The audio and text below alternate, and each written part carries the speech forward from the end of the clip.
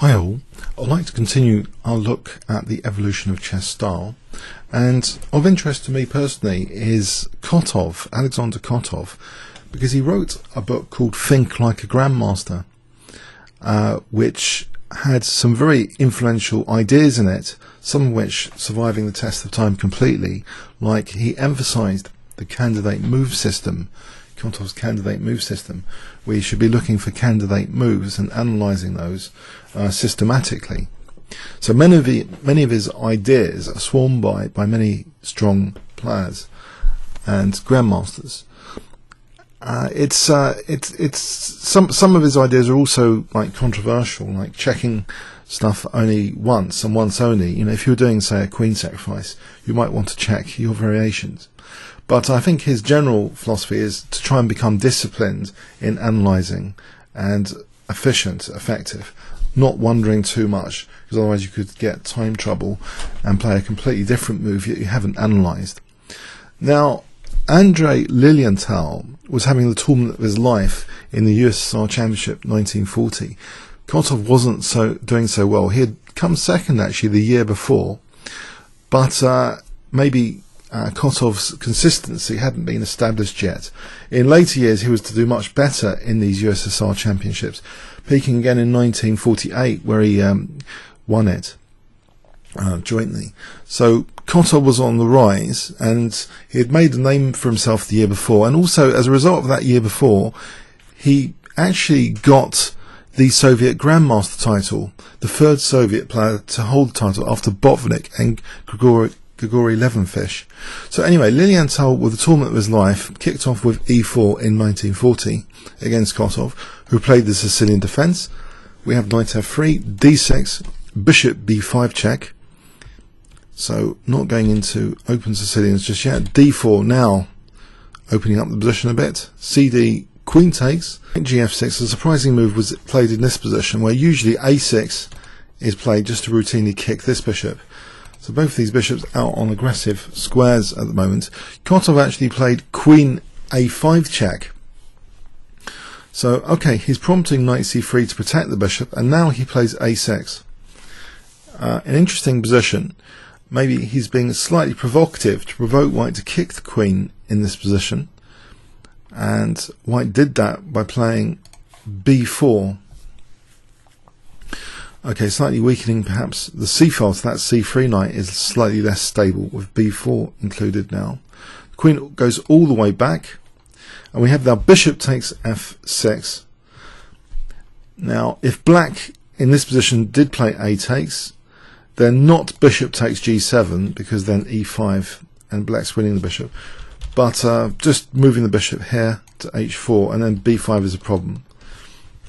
So for the moment, after bishop takes f6, black played g takes because the knight's pins. So these double pawns have been inflicted on Kotov. And now white voluntarily gives up the other bishop.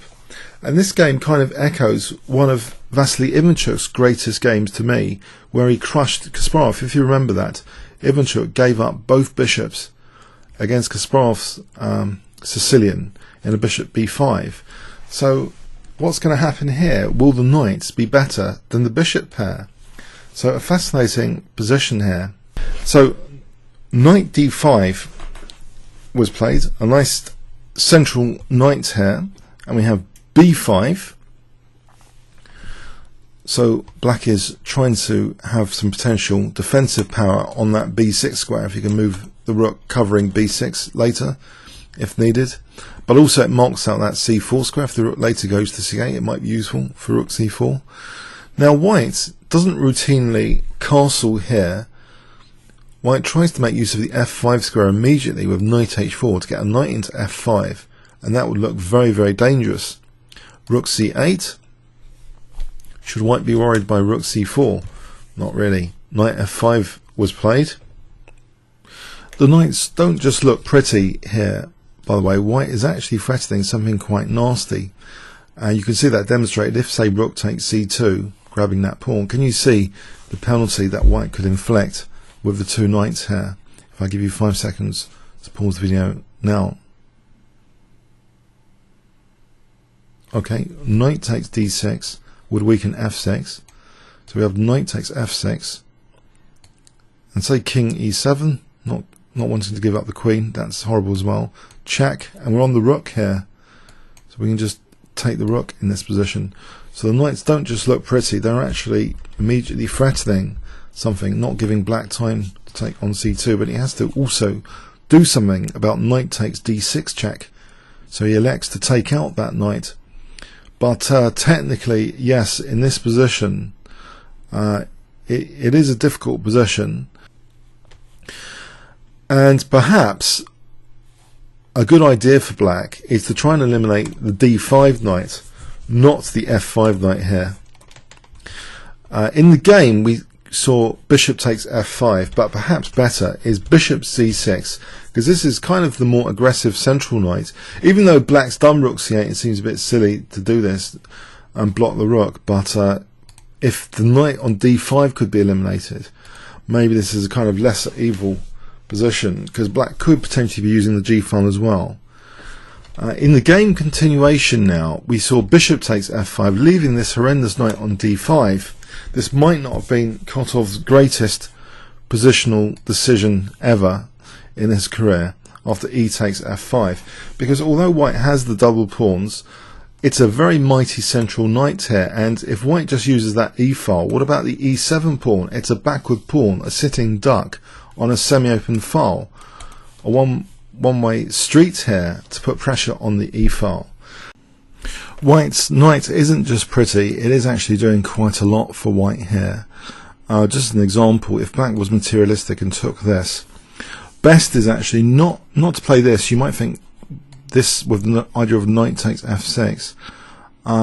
This isn't that great after queen c8.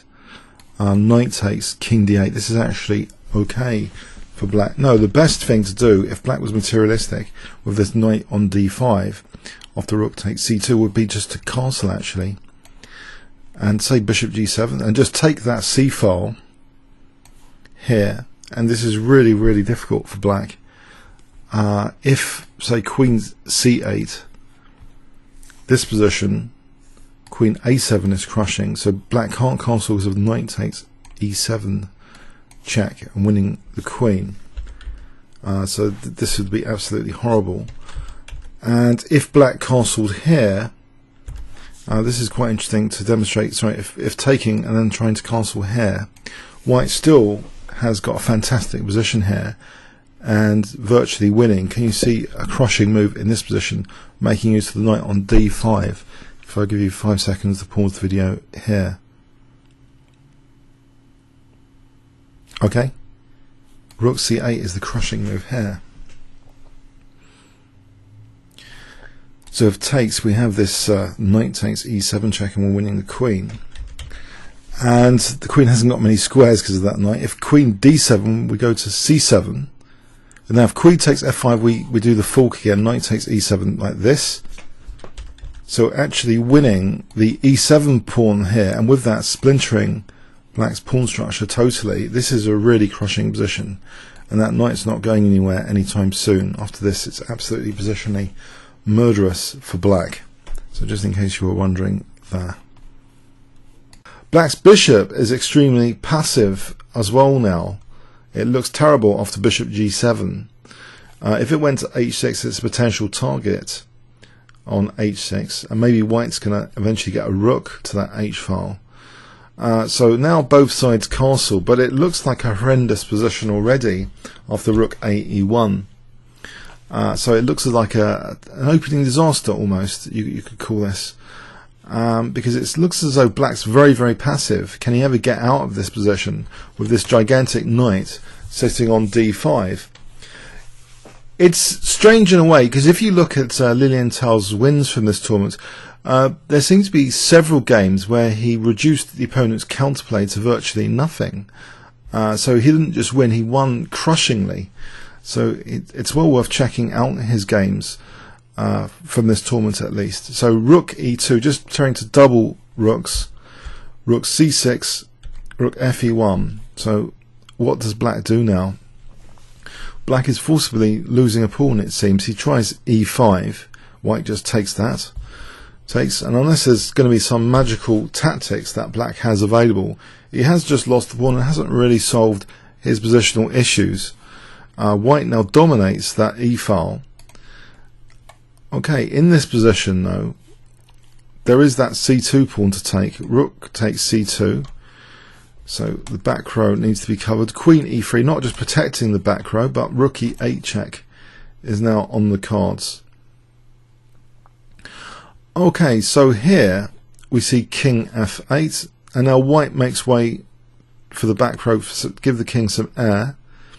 So now rook e7 as an infiltration seems simple and strong. Yes, it does look like a total disaster, this position, because it actually is. I don't think leaving that knight on d5 in retrospect seems like a very, very bad idea. So rook e7, queen c8. Will this be useful, this idea of the check? Not particularly. Rook a7 was played, so white is now threatening queen e7 and taking here checkmate. And here actually Kotov resigned. Yes, it's a really diabolical game. I just thought it was interesting though to show you.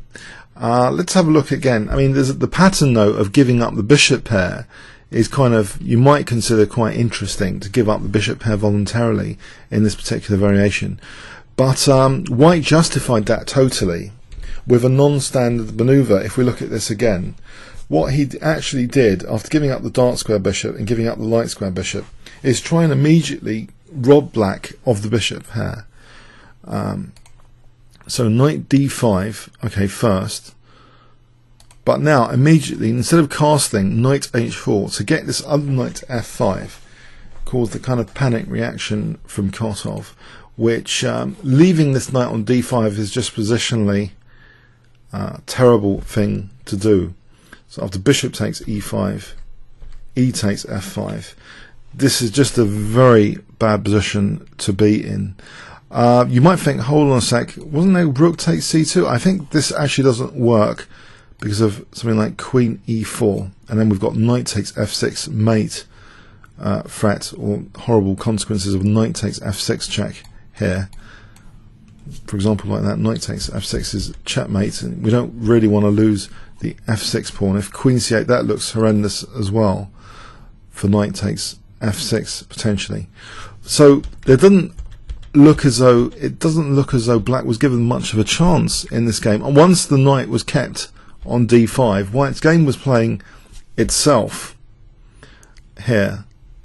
So that e7 pawn under great scrutiny. Rook e2 finally protecting the c2 pawn now, and then just doubling on e7. Yes, it didn't seem as though Kotov was given a single chance in his Sicilian defence in this particular game. But okay, comments or questions on YouTube? Thanks very much.